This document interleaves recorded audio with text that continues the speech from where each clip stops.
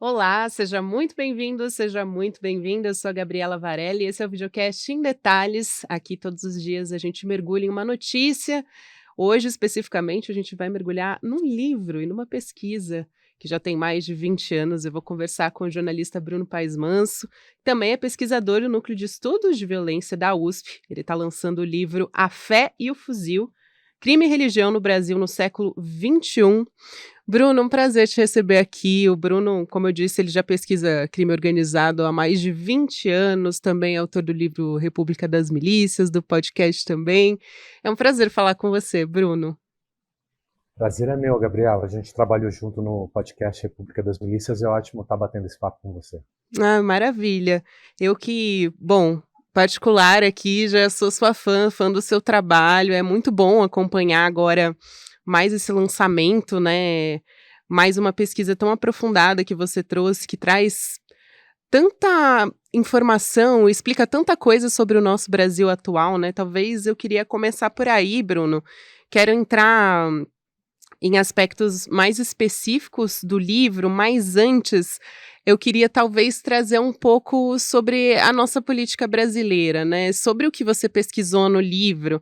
Eu pergunto se essa lógica que você descobriu, ou talvez não descobriu, né? Mas a gente não descobre, mas a gente se aprofunda, consegue entender um pouco mais, e acredito que você foi nesse sentido, mas foi essa lógica que pariu políticos como o ex-presidente Jair Bolsonaro, como políticos que estão no Congresso, né, na bancada da Bíblia, na bancada da bala, políticos de extrema direita, vamos colocar dessa forma, para começar a nossa conversa.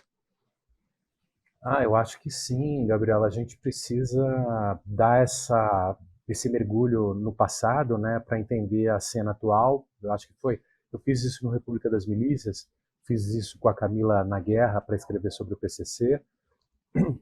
E também acabou sendo inevitável fazer esse resgate para escrever sobre o quadro atual da política, mergulhando nessa questão das gangues prisionais, da segurança pública, da formação do crime organizado aqui no Brasil e nessa nova religiosidade brasileira que é muito recente. Você já tem isso historicamente desde o começo do século passado, mas que ganha uma outra dimensão e uma outra configuração nesse século, né? Principalmente depois dos anos, a partir da década de 80.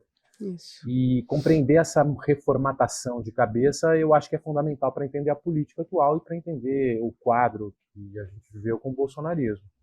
E uma das coisas que me pega muito é essa coisa da defesa de uma pauta de costumes, né?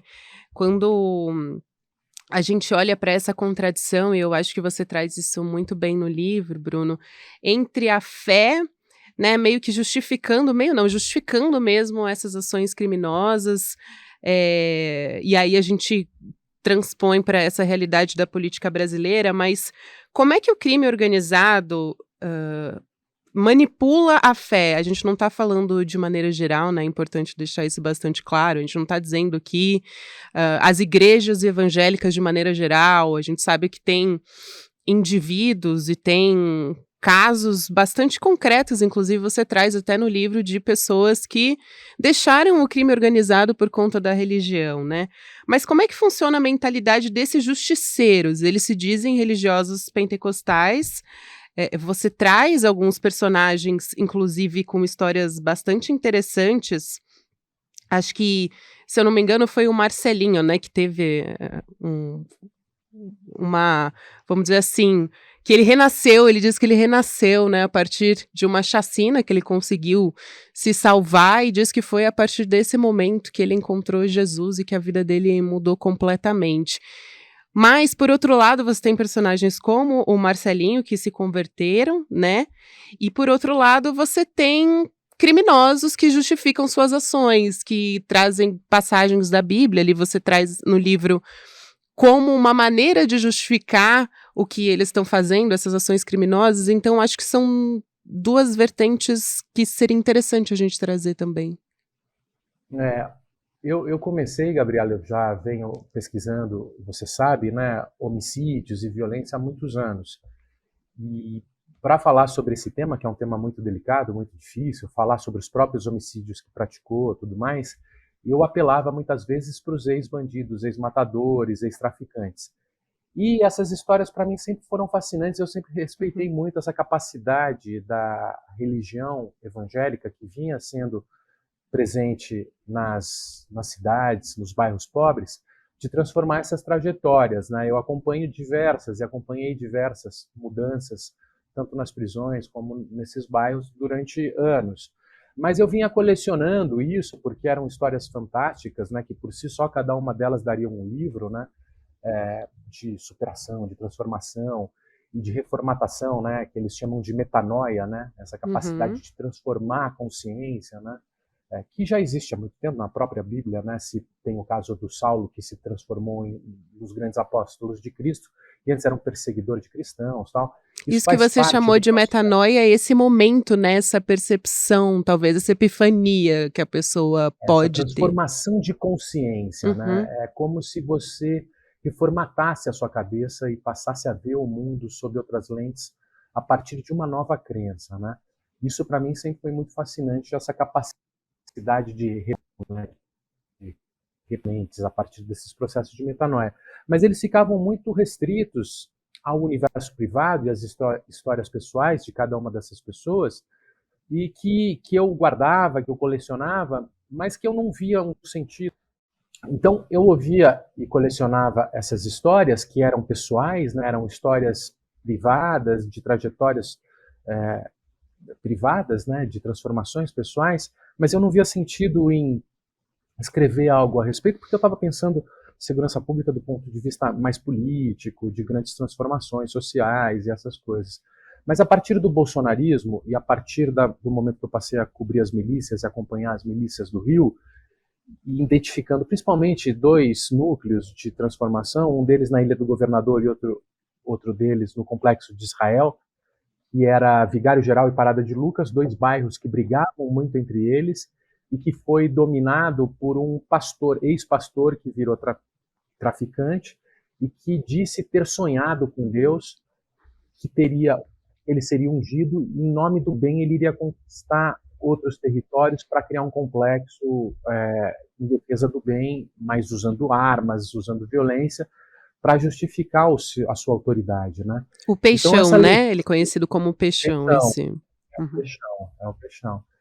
Então, esse uso da Bíblia e dos aspectos religiosos e desse carisma de ungido para justificar seu próprio poder e para produzir e gerar obediência e conquistas políticas, me despertou a atenção de que aquelas histórias que antes eram privadas, com grande parte, muitas pessoas agora, sob essa crença pentecostal, estava sendo usado como justificativa para a produção de autoridade política. E casou também muito com a chegada do bolsonarismo ao poder, onde um discurso de uma guerra contra os comunistas, tanto da direita, da extrema-direita, da guerra cultural, da batalha cultural, passou a casar muito bem com a batalha espiritual, da luta do bem contra o mal, como uma justificativa de autoridade no momento que o Brasil vive uma crise política muito grande e uma crise de bandeiras, né, muito profunda, com a crise da Nova República, a crise do petismo, a crise dos partidos de esquerda e centro-esquerda que surgiram nesses 30 anos. Então eu achei um momento realmente disso. Muito bom, Bruno. Eu queria trazer até alguns trechos assim que me impactaram nessa coisa de como esse traficante, que você até chama de traficrentes, né, que são traficantes que também são crentes no sentido da palavra, né, de crer, porque você traz novas interpretações, por exemplo, que eles fazem de alguns trechos da Bíblia. Por exemplo, teve um que me impactou muito, de como policiais influenciadores colocavam nas redes sociais um trecho do Êxodo, né, 22.1. Se um ladrão for surpreendido arrombando um muro e sendo ferido morrer, quem o feriu não será culpado do sangue. E aí tem um outro trecho também. O homem violento se expõe ao castigo. Se tu o poupas, aumentarás o mal dele. Quer dizer, usando trechos, né, reinterpretando, né, criando uma nova narrativa em cima desses trechos para justificar muitas vezes ações individuais. E no caso do Peixão, que eram essas 5 comunidades que você citou no norte do Rio de Janeiro, como, ele foi tentando também mudar toda a a consciência, né, assim, coletiva dentro desses espaços. Então, colocando uma bandeira de Israel, uma estrela de Davi em frente à Avenida Brasil como uma demonstração de poder e como, eram vistas, né, essas 5 comunidades agora que estavam sob o domínio dele, como ele começou a cumprimentar as pessoas de uma outra forma, né, a paz do Senhor. Então tudo isso para levar a essa logística, né, essa lógica realmente de que tudo estava sendo justificado por meio da fé, né, eu acho isso muito interessante. E até quero aproveitar que você falou dos personagens, para poder ouvir um pouco sobre como você, Bruno, né, jornalista, pesquisador, se coloca nessas histórias, conversando com essas pessoas, porque apesar do seu ceticismo, e você é bastante transparente em dizer isso no livro, né, que muitas vezes você você sabia, enfim, você não estava acreditando especificamente no que estava sendo colocado ali, mas você procurava se despir de uma série de preconceitos individuais para realmente se colocar num lugar de acesso, de compreensão da realidade ou do que fez, né, essa pessoa se converter, por exemplo. Muitas vezes até você era interpelado por elas, né, por essas pessoas para elas enxergarem até onde elas podiam confiar em você, então dizer: "Ah, mas você é evangélico? Você acredita em Deus, Bruno? Você acha que você poderia se converter?" E assim, quero saber quais dessas histórias mais te impactaram, assim, porque muitas vezes isso acontecia, né, de você sentir a pessoa queria que você se convertesse ali também, né, elas queriam de alguma forma atingir você ali como entrevistador também. E eu sempre vi isso com respeito, porque eu Uhum. entendia que elas estavam querendo me converter para o meu bem, Isso, é. porque muitas delas viam o mundo na iminência do fim, né? Isso faz parte de uma doutrina escatológica forte da Assembleia de Deus, a partir do Apocalipse, da leitura do Apocalipse, que a chegada de Jesus na Terra, se não estiver acontecendo, está prestes a acontecer, o fim do mundo está próximo, e o desafio deles é converter o máximo de pessoas para o lado do bem, para quando o fim do mundo acontecer, a gente vai ser resgatado para a eternidade do lado de Deus. Então, eles estão, né, de construir esse exército e colocar esse exército, inclusive, em diversos postos, territórios, escolas, universidades, faz parte de uma certa de leitura. Então, eu sentia que eles estavam tentando fazer isso para o meu próprio bem. Eu aceitava, ouvia, não dizia nem sim nem não, também não dava muita corda e aceitava, assim, ficava meio quieto, deixando a conversa rolar e continuar. Não entrava, nunca entrei em nenhum tipo de embate sobre as crenças que eles tinham, né? Porque isso colocaria tudo a perder e não, de forma alguma era a minha questão, né? Eu tinha curiosidade para saber no que eles acreditavam, né? E o Uhum. meu interesse pelo que acreditavam, o que fazia a cabeça deles, o que determinava o comportamento deles, o propósito deles de vida, para mim isso era o mais fascinante. Então, de forma alguma, eu buscava qualquer tipo de debate ou discussão sobre essas crenças que eles tinham.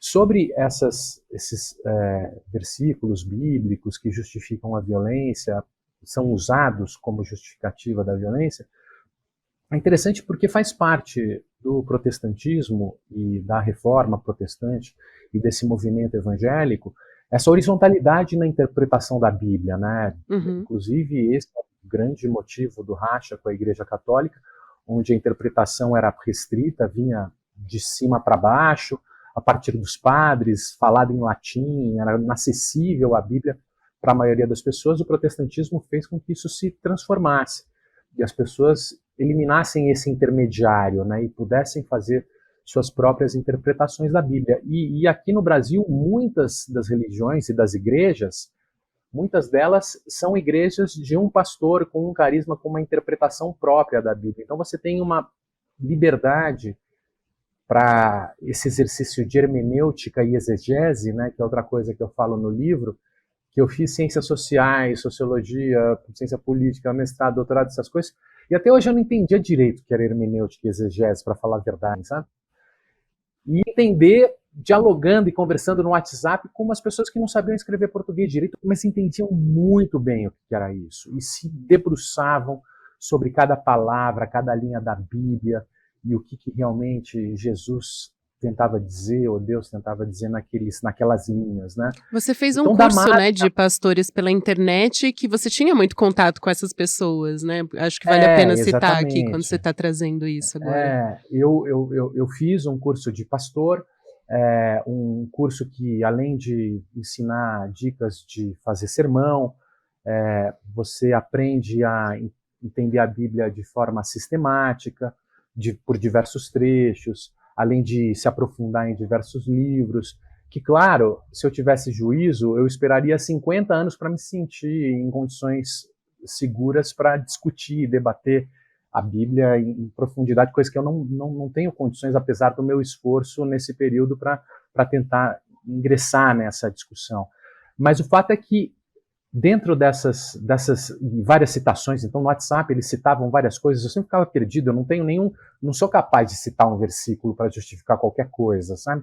E eles sempre tinham uma sob a manga, e era uma série de citações que eu achava tudo isso impressionante. Mas o mais interessante, para mim, Gabriela, é como isso, Deus acima de tudo, Brasil acima de todos, né? Também pensando nesse slogan bolsonarista, como muitas vezes essa luta em defesa do bem ou em nome do bem, na defesa dos valores cristãos, nos valores judaicos cristãos contidos na Bíblia, está acima, inclusive, muitas vezes da Constituição.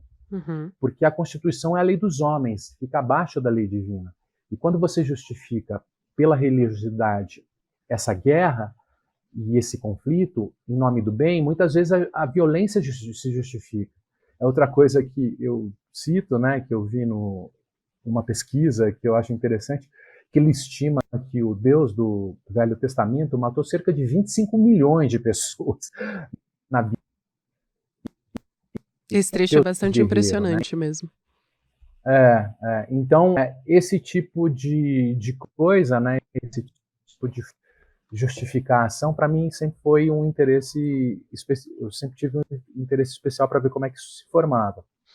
E eu acho que quando a gente pensa, né, entre essa aliança entre bancada da bala, bancada da Bíblia, no início do governo Bolsonaro, logo a gente teve uma flexibilização do Estatuto do Desarmamento também, e aí isso converge também com um pouco sobre o que a gente falou sobre a pauta de costumes, né?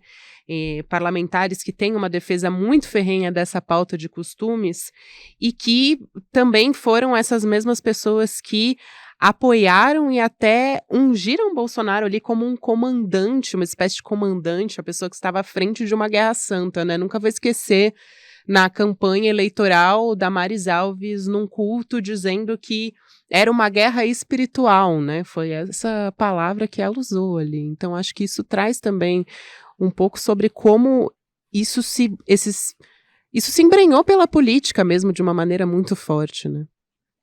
E converge com outras pautas, né? E muitas das questões por trás disso também estão relacionadas à doutrina e à teologia da prosperidade, que chega principalmente com as neopentecostais na terceira onda depois do 80, onde a disposição e a capacidade de consumo, a capacidade de ganhar dinheiro num mundo muito dependente do mercado, né, com estados fragilizados, é valorizado pela religiosidade até como uma bênção divina. Então, isso começa a dialogar com a agroindústria, com os agronegócios, com a bancada do boi. As próprias igrejas são fontes de negócios porque oferecem para as pessoas propósito, elas são quase coachings que permitem às pessoas ter um espírito mais modernizante, mais disposto a ganhar dinheiro no mercado, criando redes de apoio, um espírito empreendedorístico maior. E, ao mesmo tempo, uma crítica à visão e à leitura política dos anos 80, formada a partir da Igreja Católica, que via a organização política e a parceria com os pobres, no caso dos padres, das comunidades eclesiais de base da teologia da libertação, como uma forma de você conscientizar os pobres para pressionar os governos e o Estado por ampliar os direitos, ou Uhum. as empresas, e o sindicalismo, que é a base do PT, é o que vai formar o Lula. Você cria a consciência crítica dos pobres, pressiona as instituições, as empresas, para que o mundo seja mais justo e os ricos concedam direitos e a sociedade seja menos desigual. Então você tinha uma leitura política da esquerda, que forjada na Igreja Católica, de que você precisava lutar para um Estado mais justo, para transformar o Brasil numa espécie de Dinamarca, numa espécie Uhum. de Suíça, uma social-democracia que era a nossa utopia dos anos 80. Né? A luta política nos levaria a isso. E aí você vai tendo essa crise toda e o empreendedorismo, a capacidade de ganhar dinheiro, as redes, essas maçonarias de autoajuda, esse pastor coaching, eles começam a ganhar ganhar espíritos e almas e apontar caminhos e propósitos muito mais fortes, né? Eu justamente queria ir por esse caminho agora com você. Vou até trazer alguns dados que você levantou no livro, Bruno, porque você conta que houve um crescimento, né, desse grupo religioso dos pentecostais no início da década de 90 e já tinha dobrado, falando aí em números, né, de religiosos em relação à década de 70. Para além, né, desses aspectos de criminalidade, quais mudanças mesmo que você acredita que foram fundamentais para a gente entender essa mudança nesse aspecto cultural do brasileiro? Porque antes a gente tinha um Brasil predominantemente católico. Vou ressaltar então esses dados que você levantou. Você disse que o total de igrejas evangélicas se multiplicou por 6 em pouco mais de 40 anos. Então a gente tem passando de mais de 30.000 em 1990 para 178,5 mil em 2022. E aí, se seguir nesse mesmo ritmo, o Brasil deve ter mais evangélicos do que católicos em 2040, que está aí, né, praticamente agora. O que você acha que esses religiosos, esses crentes no sentido de crer mesmo na fé, encontraram nas igrejas evangélicas que eles não encontraram no catolicismo? O que explica isso? Eu acho, Gabriela, que os evangélicos e as igrejas pentecostais elas conseguiram oferecer propósito de vida para vidas vazias e vidas sem significado nas cidades que exigem que as pessoas, sobretudo para sobreviver nas cidades, ganhem dinheiro.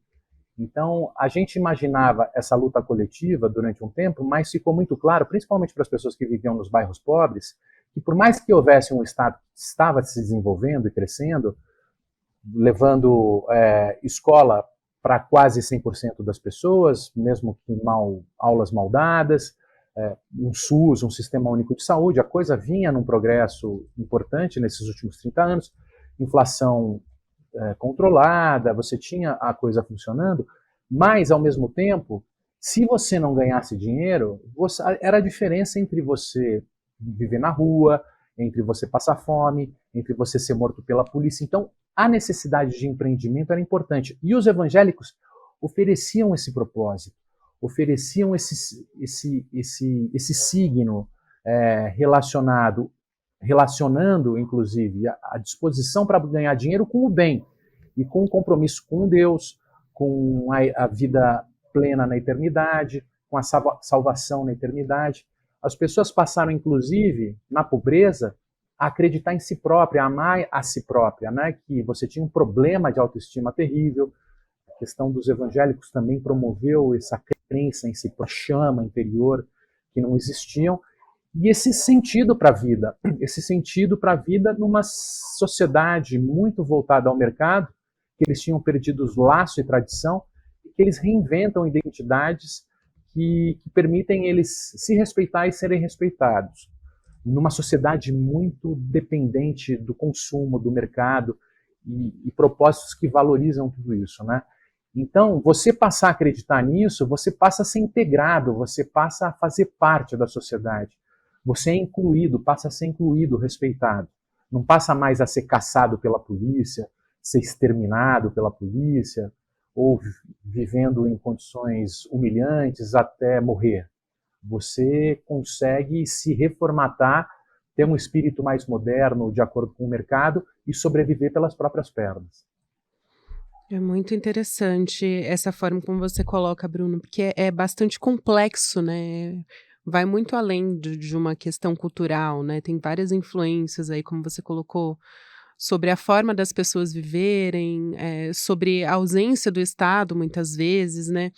E eu acho que tem um desafio muito grande também, quando a gente fala da ala progressista mesmo, né.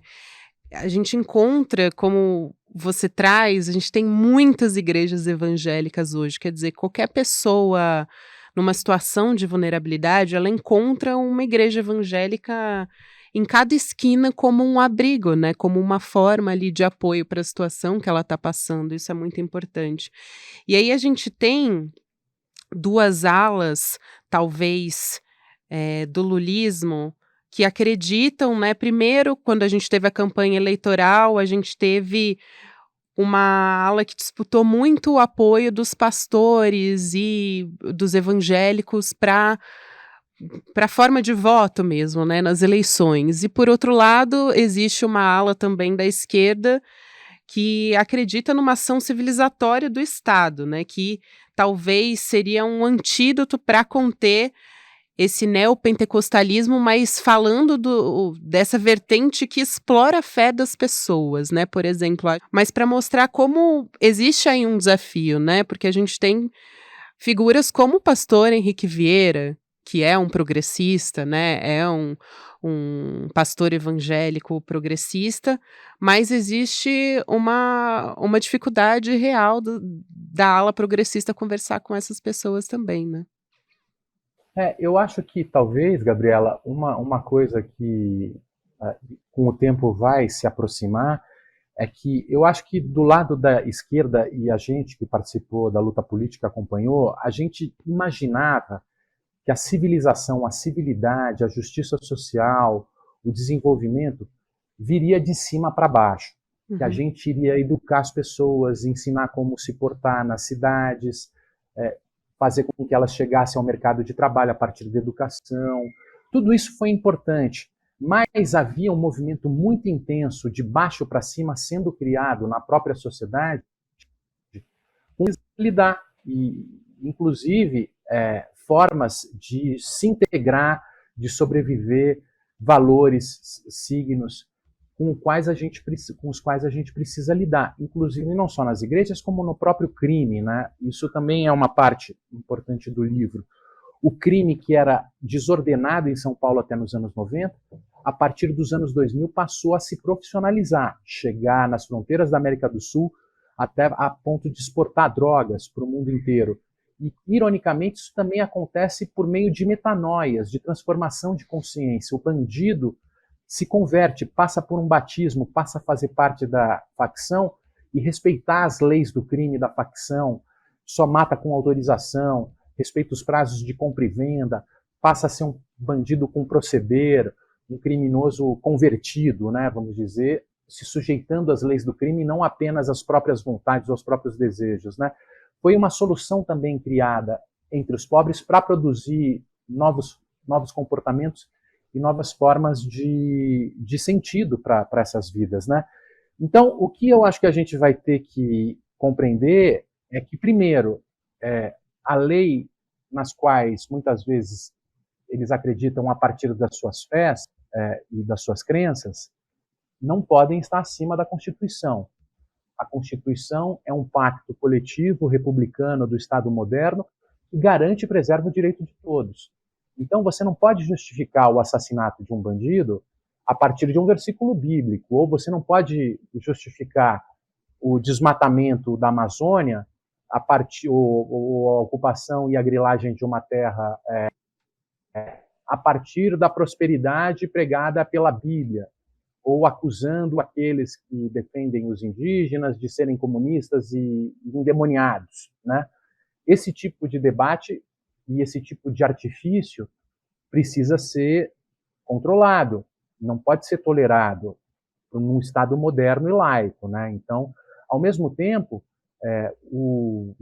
eles vão compreender com essa visão empreendedorística que faz parte da crença de muitos deles, que o Estado ajuda e pode ser um parceiro importante para fazer com que eles ganhem dinheiro a partir da regulamentação da economia, a partir de regras que permitam que a competição seja mais justa, não seja tão truculenta, não seja tão violenta. O Estado tem um papel muito importante também no desenvolvimento. Ele não pode ser visto como um empecilho. Isso vai depender de diálogo, mesmo que um possa ter uma visão mais calcada no papel do Estado, papel civilizatório do Estado, outro vai ter uma visão menos, mas ambos precisam compreender que estão seguindo o mesmo propósito, né? O bolsonarismo, ele foi o extremo radical dessa visão anarcocapitalista, né? Que agora na Argentina é representada pelo Mineiro. A intenção dele era destruir o Estado, né? Numa guerra, como se o Estado representasse tudo de mal que existisse. É necessário compreender as matizes, né, ideológicas e se aproximar em consensos mais construtivos, né? E a gente vai ter que encontrar, né, Bruno, uma maneira de fazer isso, porque, como você disse, né, até 2040 a gente deve ter uma sobreposição de evangélicos, né, no sentido de censo mesmo, né, de quantas pessoas vão estar seguindo, e a gente já vê, até pelo que você disse no livro, mais pessoas em vulnerabilidade, em situação de vulnerabilidade, mais pessoas pretas até, na religião do que, por exemplo, em religiões de matrizes africanas, né? Então a gente tem tido essa mudança e acho que é também responsabilidade nossa, e você traz isso muito bem no livro também, maneiras da gente pensar isso, pensar essa sociedade, né, em como encarar isso que a gente está vivendo e formas de trazer alternativas do ponto de vista também do Estado. Bruno, foi um prazer enorme, Gabriela, te ouvir. Existe... Claro. Tá, eu só não, pode, por favor, rapidinho. Por favor. Não existe solução fora da política. Se for fora da política, isso. A única solução é pela guerra. E a guerra é autodestrutiva, porque a guerra é contra nós mesmos, né? É uma guerra interna autodestrutiva. Então é isso, a política. Exatamente. Esse é o único caminho. Bruno, é um prazer enorme te ouvir. Passou tão rápido aqui. A gente teve meia hora de conversa que passou voando. Quero te agradecer muito, é sempre um prazer ouvir você, trabalhar com você foi um prazer maior ainda, então seja sempre bem-vindo aqui ao Em Detalhes, ao ICL, e claro, a gente mantém sempre essa troca aberta, super espaço aberto para você, um beijo grande. Um beijo, sempre bom te encontrar, Gabriela. Até mais. O Videocast em Detalhes fica por aqui. O próximo episódio vai ao ar às 10h30 da manhã, ao vivo no YouTube, por onde você acompanha toda a programação do ICL Notícias, sempre de segunda a sexta-feira. E você também pode acompanhar o Em Detalhes nas principais plataformas de áudio, sempre a partir das 6, 7 horas da manhã. O episódio já fica disponível para você que acorda cedo. Para quem acompanha essa transmissão ao vivo no YouTube, você fica agora com o videocast Mercado e Investimentos com André Campedelli e a Débora Maganha, e às 6 horas da noite com o ICL Notícias, segunda edição, comigo, com Chico Pinheiro e com Chico Sá. E antes da gente encerrar também, deixo o recado da palestra gratuita com Monja Coin, exatamente, com Edu Moreira e Monja Coin, para falar sobre ansiedade e estresse. Acredito que você, assim como eu, precise muito assistir essa palestra, gente. Essa é para todos nós. O tema é o seguinte: como vencer a ansiedade e o estresse. Então você confere essa palestra dia 28 de setembro, às 8 horas da noite. Você pode se inscrever em icl.com.br/em detalhes. Muito obrigada e até a próxima. Monja Coin é uma missionária zen budista que, depois de viver 12 anos no Japão, voltou para o Brasil para espalhar seus ensinamentos. Ela já escreveu mais de 20 livros que venderam mais de 1 milhão de cópias e vai estar com o ICL no dia 28 de setembro para conversar sobre como vencer o estresse e a ansiedade. Um encontro imperdível e que, para você participar, é só clicar no link aqui em cima ou aqui embaixo e se inscrever gratuitamente.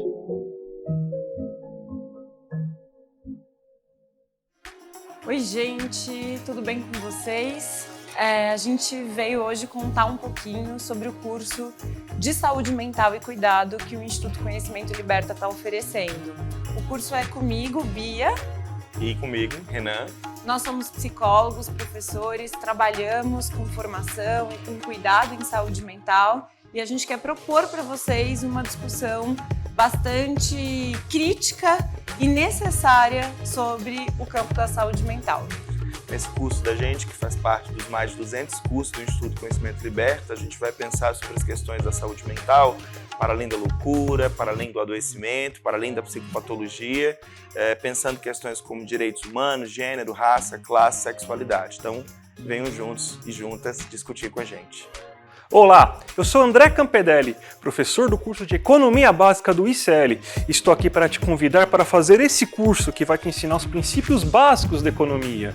Tudo o que você precisa saber sobre macroeconomia, sobre microeconomia e os principais conceitos econômicos. Então venho aqui te convidar para você não ficar mais fora desse assunto tão importante para entendermos a realidade e a política brasileira. Então eu te espero lá no curso. Vamos fazer juntos. Um abraço e até a próxima!